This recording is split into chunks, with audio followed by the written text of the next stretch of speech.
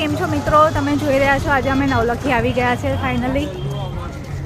ઘણા બધા દિવસથી બધાના વિડીયો જોતા હતા. વડોદરામાં રહીએ છીએ છતાં પણ છેલ્લા આવ્યા છે.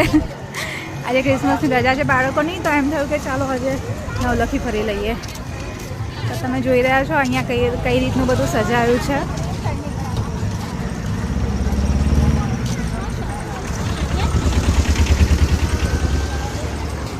દેખાય છે તમને બધાને? હિમાલય બનાવી દીધું છે અહીંયા, એવું લાગે છે. ચાલો આપણે હિમાલય જવાની ઈચ્છા પૂરી થઈ ગઈ. આપણે અહીંયાથી જોઈ લઈશું હિમાલય. ચાલો થોડા નજીકથી જોઈ લઈએ હિમાલયને. વાહ વાહ, સરસ જ આવ્યું છે ને. વાહ મસ્ત છે. જો દીવંશી, હા હા હા હા. તો તમે જોઈ રહ્યા છો મિત્રો, અત્યારે અહીંયા હિમાલયની ચોટ પર અમે આવી ગયા છે. ઉપર નહીં ચડાય પણ અહીંયા નીચેથી છે. અહીં અંદરથી હિમાલય દર્શન અંદર ફ્રી છે કે પછી? અચ્છા, સાંજે આપણે તો રાત્રે છે, અમે તો દિવસના આવ્યા છે. કેવું છે આની અંદર? આ બધું સાંજે જોવાય, અત્યારે ના જોવાય.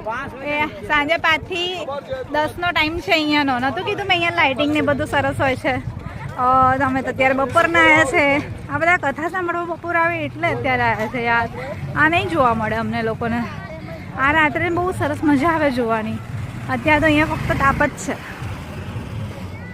કંઈ નહીં, ચલો આજે આટલું તો જોઈ લઈએ, પછી ફરી આવીશું.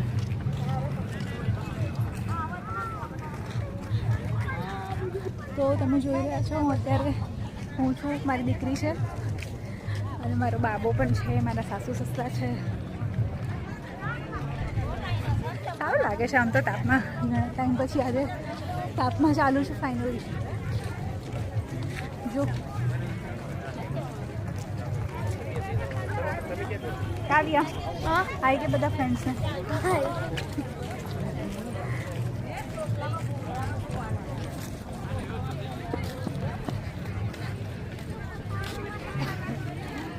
તો આ તો જે છે કથાનો ટાઈમ છે મિત્રો. પણ જો તમારે આ બધું જોવું હોય ને તો સાંજે આવજો અહીંયા આ નવલખી ગ્રાઉન્ડમાં. સાંજનો ટાઈમ છે, ત્યારે બધું જોવાની મજા આવશે. દિવસના તો ખાલી કથા માટે જ છે, પણ સાંજે 5 થી 11નો કે 5 થી 10નો ટાઈમિંગ છે અહીંયા. ત્યારે બહુ સરસ જોવાનું છે બધું અહીંયા. તો ચાલો મિત્રો, હું હવે થોડું ફરી લઉં. ફિનિશ કરીએ છીએ. તમને મારો બ્લોગ ગમ્યો હોય, બ્લોગ નહીં મારો વિડીયો